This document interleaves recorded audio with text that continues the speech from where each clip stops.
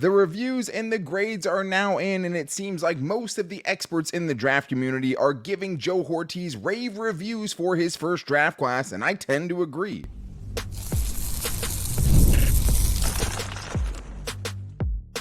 You are Locked On Chargers, your daily podcast on the Los Angeles Chargers.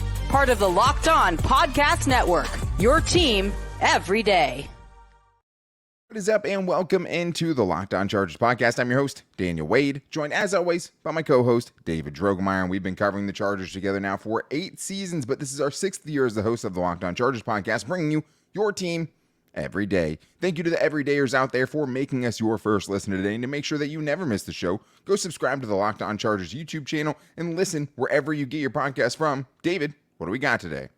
Daniel, the initial reviews are in, and they are almost overwhelmingly positive for Joe Hortiz and Jim Harbaugh's first class. So we're going to talk about some of those reviews, and then who are the blue star players? Who are the players that they absolutely had to have and that they took in this draft class? And what positions did the Chargers not address in this draft? And how are they going to address them going forward?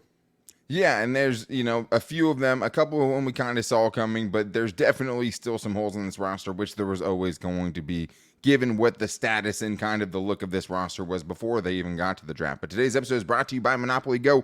I admit it, I have a competitive side, and it is a big fan of Monopoly Go, the mobile hit twist on classic Monopoly. So join your friends and download Monopoly Go, now free on the App Store or Google Play. David, it's been very interesting to see kind of how Joe Hortiz's draft class has been perceived from the outside world. Obviously, us knowing what Jim Harbaugh was kind of looking for, knowing kind of what the biggest needs were for the Chargers. We both like the draft class, and we've talked about each of the picks individually. Maybe we'll even grade them individually tomorrow.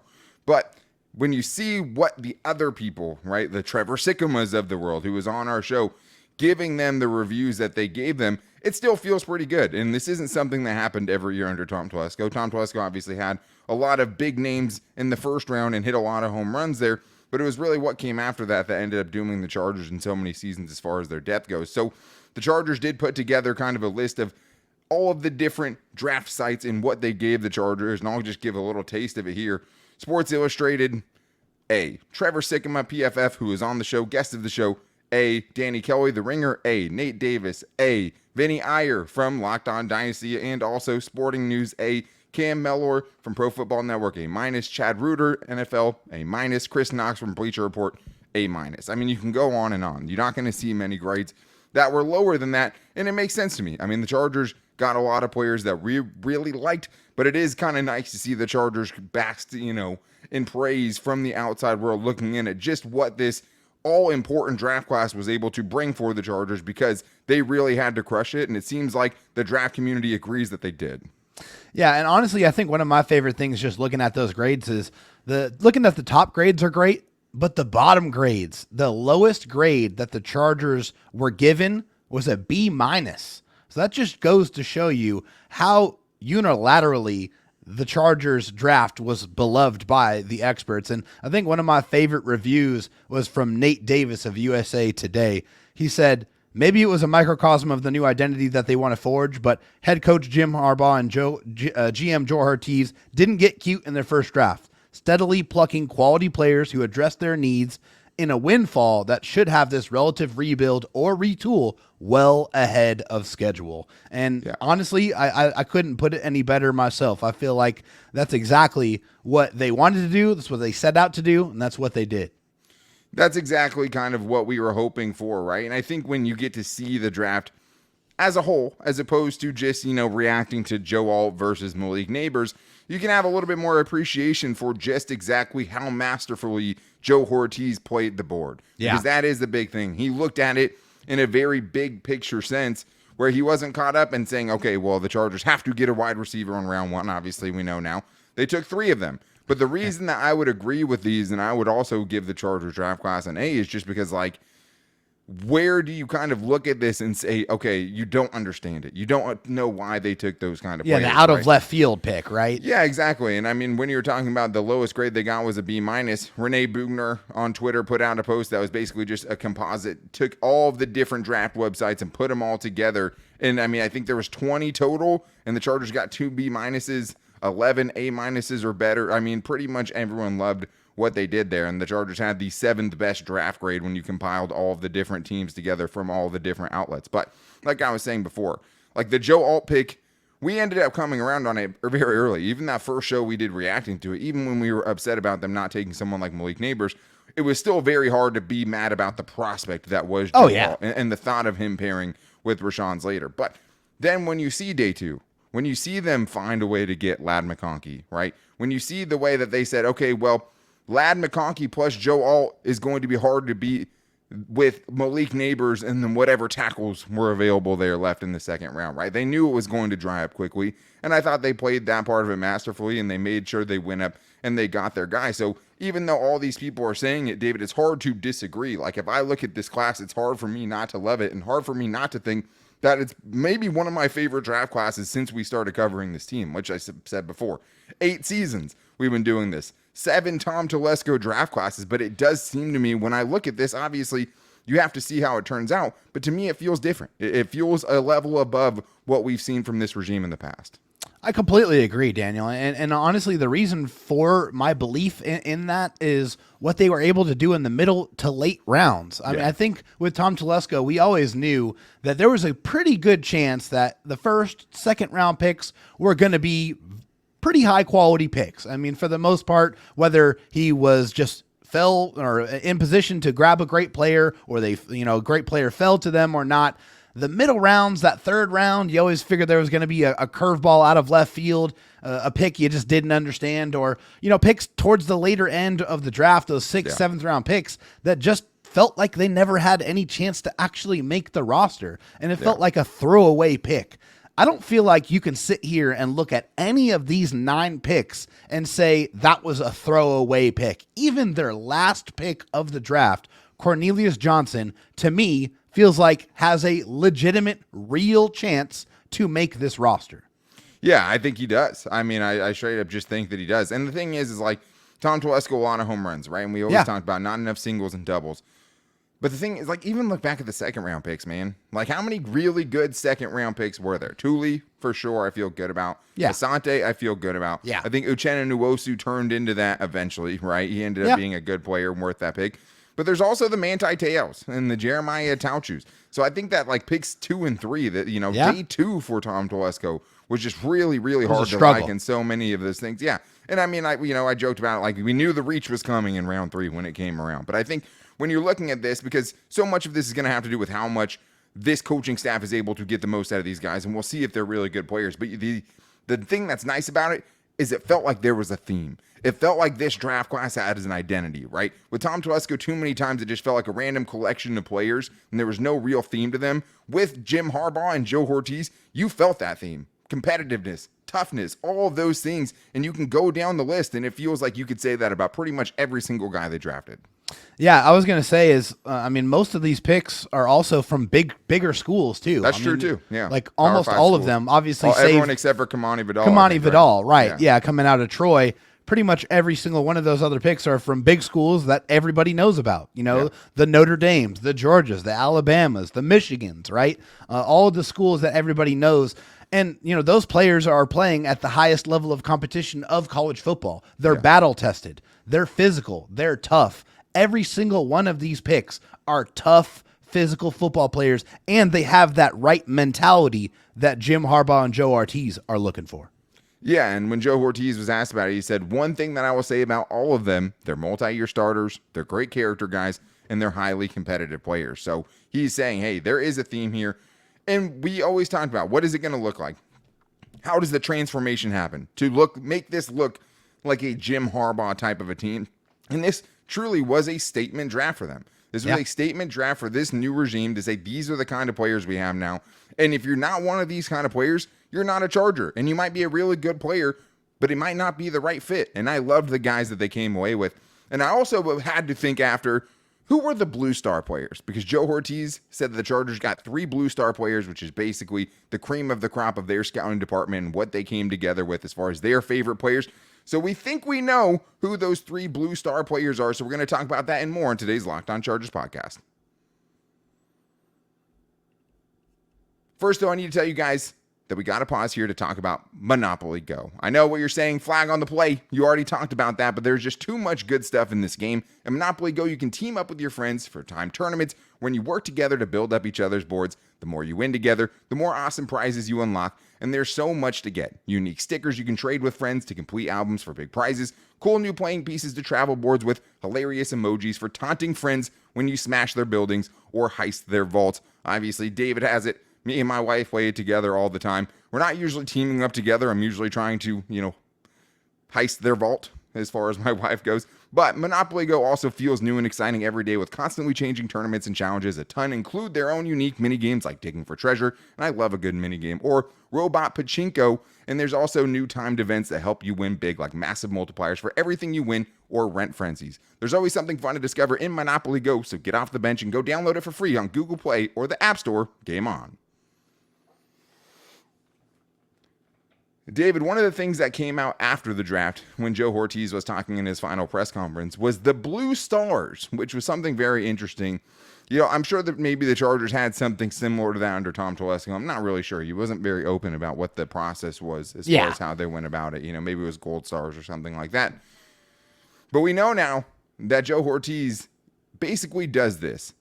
All of his scouts get one Blue Star to give out. They get to put it on their favorite player. The guy that they're standing on the table for. The guy that they the flag for. Exactly. The guy whose hill they're willing to die on, right? And Joe Hortiz said they got 3 of them. This is what he had to say. We have the Blue Star that we brought with us here. It used to be the Red Star. It's the Blue Star now, I'm guessing, with the Ravens. We drafted 3 of them. We don't have a bunch of them. Each scout gets 1, and they put it on a guy where you're able to take 3 of them. So we got to wondering, who are the Blue Star prospects? And most likely, it's the first 3 picks, right? Because if you only get 1, you're probably not planting your flag on, a 6th-round pick, a Kamani Vidal. Maybe he was one of them. But I think when you're looking at the first 3 picks, it makes a lot of sense. And I think it starts with Joe Alt. And I think if you're going to take someone like a Joe Alt over a Malik Neighbors, if you have the chance to take the second non-quarterback off the board and you end up going with Joe Alt, that tells me he had at least 1 Blue Star on him, David. I mean, I think that to me is an easy no-doubter. I think he was one of the Blue Star players for sure. I think there's no question about it. I think when you look at Joe Alt, he was clearly the best pass protector in the entire draft. I mean, bar none to Best me. Offensive lineman. Best offensive lineman, period. I mean, some people had him as the number 1 rated player, number 1 non-quarterback rated player on the board. I mean, even with the wide receivers out there, which, I mean, hey, everyone's entitled to their opinions there. I would disagree, right? but I understand it. He's very, exactly. Very talented. But hey, Joe Alt, incredible size, right? An all-world pass protector. I mean, and I'll just reiterate the stat that I've already given you. 13 pressures, 1 sack, and over 700 pass block snaps for Mr. Joe Alt. And that is spanning across 2 seasons. So it's not hard to understand why Joe Alt was probably one of the Blue Star players. Yeah, I'm interested too. I feel like J.C. Latham probably had a Blue Star on him just because he's such a Jim Harbaugh type of guy. Yeah, maybe and a lot of smoke there too. Tulisa Fuanga too, another guy where it's just like I could see somebody going with those guys and saying, hey, this is a Jim Harbaugh guy that needs to be on this team. So I wouldn't be surprised if those guys had it. But I think also just such a clean prospect. Like there's so few weaknesses in his game, if any at all, So that to me is why he was definitely a Blue Star guy. And then there's Ladd McConkey, who, first of all, I think it's just, if you traded up to get him, it probably makes a lot of sense that there were a couple of scouts that were pounding the table like, hey, there's run-on wide receivers. This is a guy that has a Blue Star. Let's go get him. Yeah, I mean, they obviously had to have him. I think that's the easiest one for me, honestly. Like even easier. The only than guy Joe that got Alt. traded up for him, right? I mean, exactly. It's, hey, we absolutely couldn't wait even 2 more picks to be able to go get this guy. We felt like this is a guy we absolutely had to have. He fit what we wanted to do perfectly. We have to go trade up and get him. And that's exactly what happened. And it's not, difficult to see why. Ladd McConkey, obviously, this is a guy you can't look at the stats because the stats don't tell the entire story for McConkey. But you look at the play and you look at the play speed. I mean, this is a guy who's got real long speed and real quickness. And he has an NFL-ready, robust route tree that he's ready to go to war with right away. So I think this is a guy that's going to take absolutely no time at all to get on the same page with Justin Herbert. And I think he's going to catch a ton of passes, even in his rookie season. Yeah, I mean, he could lead this team in targets. That would not Yeah, I wouldn't be surprise me surprised. at all, right? And I think also another guy where it's like, if you're a scout, I would feel good about putting my blue star on this guy just because there's not a ton of weaknesses into his game. Like, I mean, you can go with the injury history or his size, but like those aren't what he's actually doing on the football field, right? And if you're not taking away from anything as far as on the field production and what he did there, at least as far as what his skills are, I think it's an easy blue star prospect for the Chargers to agree on. And I think the other big thing, can win in all three areas of the field. Yeah. He can win short, he can win in the intermediate routes, and he can win on the deep ball. So I think there's just so much to his game to like. I think much more than just a slot receiver who's going to be, just that type of player. I think there's a lot he's going to bring to the table. And then another pretty obvious, I know we're going first three on picks here, but it just feels like Junior Colson also has to be a blue star prospect because you hear, even though he's not a scout, you hear what Navarro Bowman's saying, hey, I stood on the table for you. And also, David, we're talking about a player that finished his season with a club on each hand last year, right? He's a guy that was voted the toughest player on Michigan's team, on a team full of Jim Harbaugh recruited players. I would be shocked if Junior Colson wasn't a blue star prospect in this draft, someone who many people thought could have been linebacker 1 in this class. I mean, I think he is linebacker 1 in the class. and yeah, maybe that's debatable there, but I don't think so. I mean, Junior Colson is absolutely incredible. I mean, such a well-rounded linebacker, and also a guy who... All these guys, David, there's not a lot of weaknesses between any of these three guys that we talked about, right? Yeah. Really not. No, you're absolutely correct. I mean, just with Junior Colson, it makes all the sense in the world. And I feel like, I know obviously Jim Harbaugh's the head coach, but he probably had the biggest blue star of them all. Him and Jesse Minter together were like, hey, I absolutely have to have Junior Colson. If I had my pick of the Michigan players to be able to say, I'm absolutely going to take him, he's going to be on the team, he's going to be mine, Junior Colson, I think, was absolutely the answer there. And it makes a lot of sense because he was the green dot for Jesse Minter at Michigan. Yeah. He was the guy that was the commander calling the plays, and he's probably going to be the green dot, the guy calling the plays in this defense because he already knows it so intimately. He understands it, and he's going to be able to coach it and teach it to the players. Sometimes it gets lost in translation when a coach is trying to teach you what's going on, but when a player says it, sometimes it makes more sense. So Junior Colson makes a ton of sense there. Yeah, I think the other thing, too, with Junior Colson specifically is just like if I was a scout and Jim Harbaugh was my new head coach, I'd probably want to put my blue star on him. I mean, it's just very, very Jim Harbaugh. Because, I mean, we don't know if the coaches got a blue star, right? Sure. The scouts did for sure. Well, here's a tougher one. If you were going with someone outside of those three guys, because those are the most obvious, who do you think another guy could be that might have had a blue star next to his name when they drafted?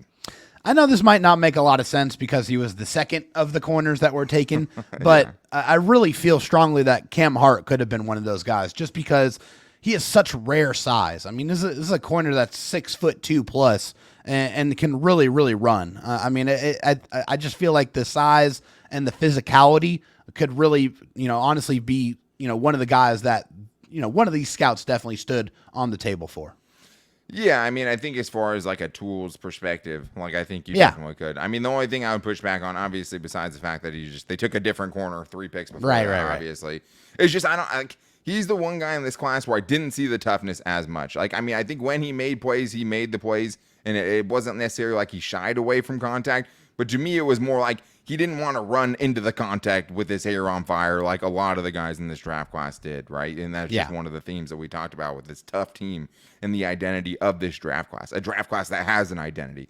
For me, it would be Justin Eboigbe, one of the names is going to take a while to say over and over again, but mostly just because he just plays the right way, right? He's tough, he's rugged, he doesn't get pushed around. Technically sound. He definitely kind of bleeds that Jim Harbaugh type of, hey, do your job, be there every day. All of those things, when I think of them, Justin Eboigbe definitely has all of those, right? Not super flashy, right? Doesn't do a ton that's going to just, doesn't jump off the charts athletically, right? Doesn't have just gaudy numbers where you just had to have him, right? It just does everything right. Plays fundamentally sound football. Plays assignment-based football. He's always in the right spot. He's always exactly where he's supposed to be. So if it wasn't any of the first three guys, especially where they took him compared to the consensus board, and I see a lot of confusion about that in the comments on YouTube. The consensus board is all of the different draft boards put together and where those players came up. So it's not our consensus board. It's just like this is where, on average, all of the draft people in general thought these guys would go. He was a reach by those standards. We said it on yesterday's show, didn't think it was a reach just based on the player. I mean, the only thing you can knock him for was just almost a career-threatening injury, and that's definitely a red flag.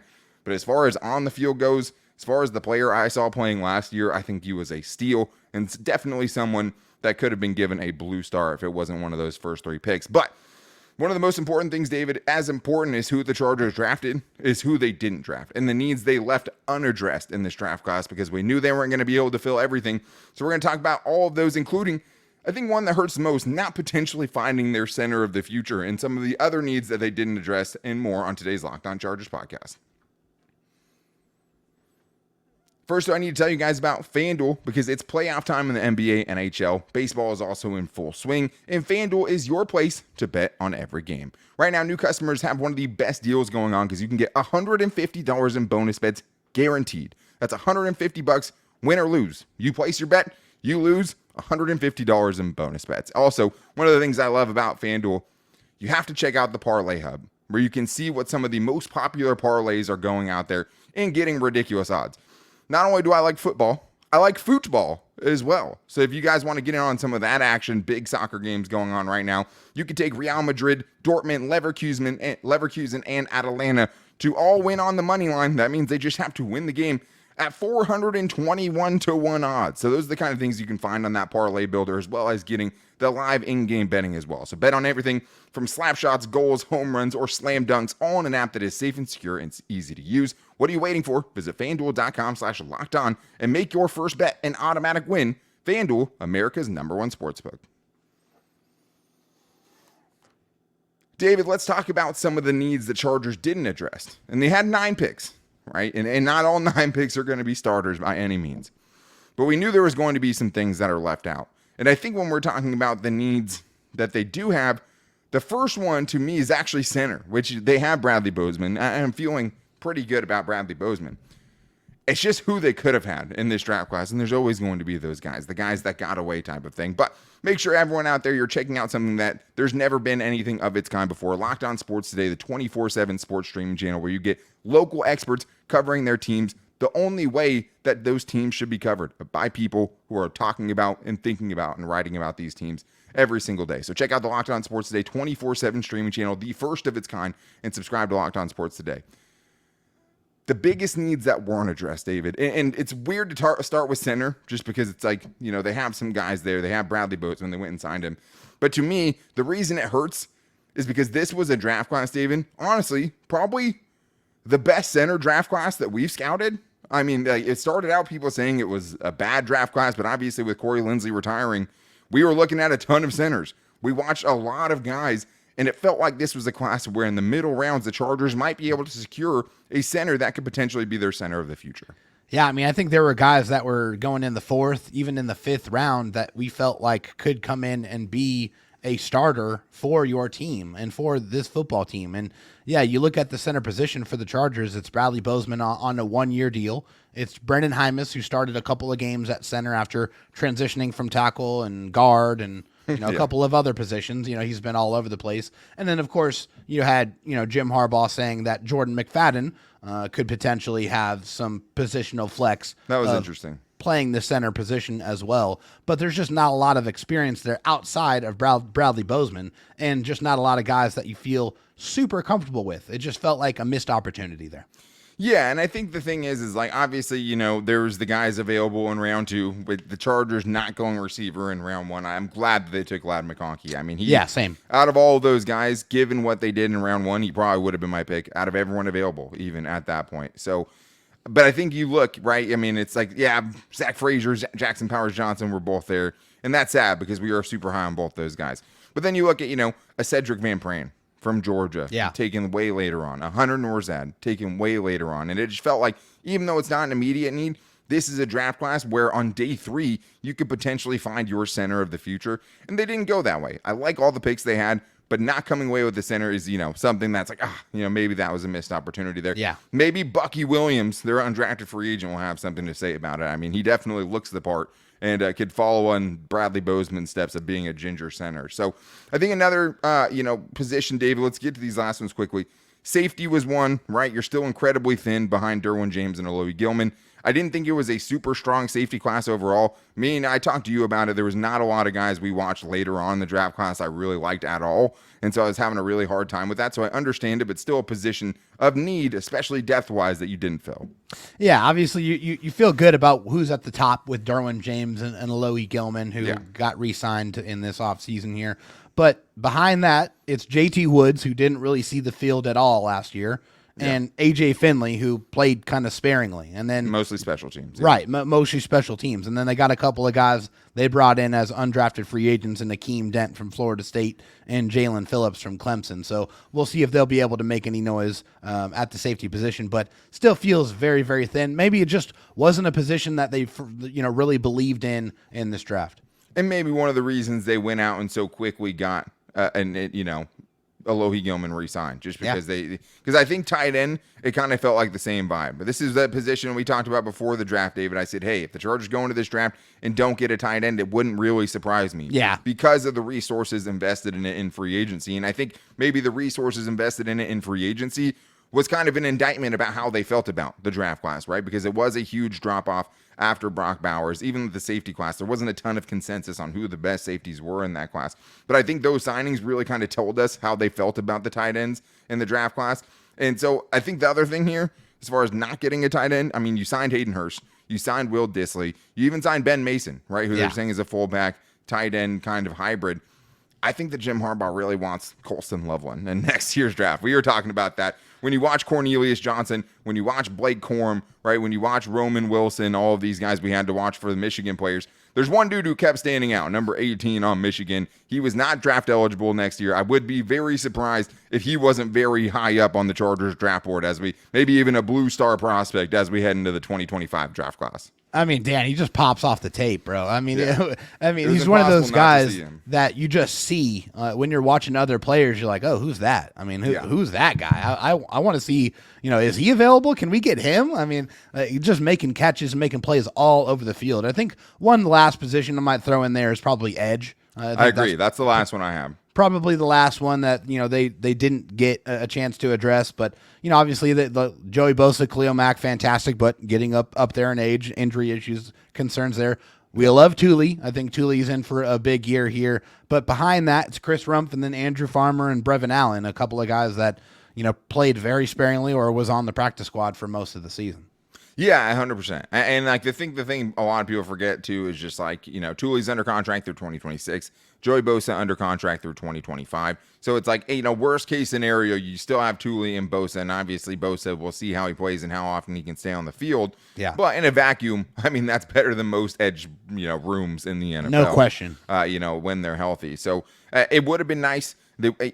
They had much more pressing needs, right? They didn't need starters at that position this year, where you can't say that necessarily about corner. You can't say that about wide receiver. You can't even necessarily say that about tackle, right? And feeling great about what you had there. Maybe interior offensive line is the other one that they could have addressed too, right? Getting a guard. They did end up bringing in one of Jim Harbaugh's former guards in Michigan. I would give him, a chance at least to make this roster, to make a push for a spot. And they also talked about Trey Pipkins potentially reading between the lines, being one of their 5 best linemen. We know the left tackle is going to be Rashawn Slater, and the right tackle is going to be Joe Alt. So maybe they try to push him inside and give Jamari Sawyer some competition. For me, I would like some competition for Zion Johnson as well, but I wouldn't want to tell him that I was his competition because he looks like a damn Terminator right now. So that's not a fight I'd be willing to pick. But as far as edge rusher goes, I still hope that they can find someone in free agency to push Chris Rumpf for that 4th edge rusher spot. I know Tyus Bowser is a guy I would be keeping my eye on, someone who's not healthy currently, former Raven. Maybe they're waiting for him to clear some things before he potentially gets added to this team to really have a 4-headed monster there. But you don't have that guy of the future, and I don't necessarily even that, kind of like safeties. I watched some late edge rushers, some day 3 edge rushers. There wasn't a lot of guys there I was looking at and saying, hey, give this dude a year to develop and he can make a meaningful impact on, in 2025 and beyond. So I don't know if there was much they could have done there if they didn't address it early and it wasn't one of their more pressing needs or really a position where they got to a spot and I was like, oh, this guy's available. Yeah. They should take him even though he's not a huge need, right?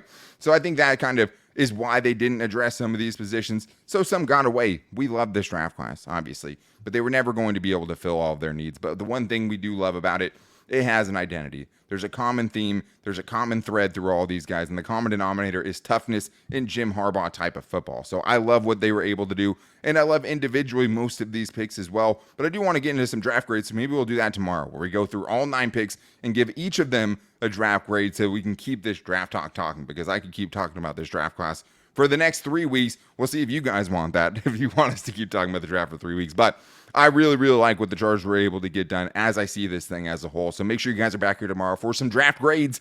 But until then, to make sure you don't miss it, go subscribe or follow for free on the Locked On Chargers YouTube channel and listen wherever you get your podcast from, as well as finding the show every day on our social media. You can find us on Twitter at LockedOnLAC, on Instagram at Locked On Chargers, and our Locked On Chargers Facebook page. Me and David also post a show every day to Twitter. You can find me at Dan Talk Sports and David Drogmeyer at Dro Talk SD as well. And if you guys want to get on the next fan mail show and call in like fan favorite a tier, you can call into 323-524-7924 and get your 30-second Chargers question on the show like good old-fashioned sports radio. But make sure you guys are back here tomorrow for some draft grades. But until then, take it easy and go Bolts.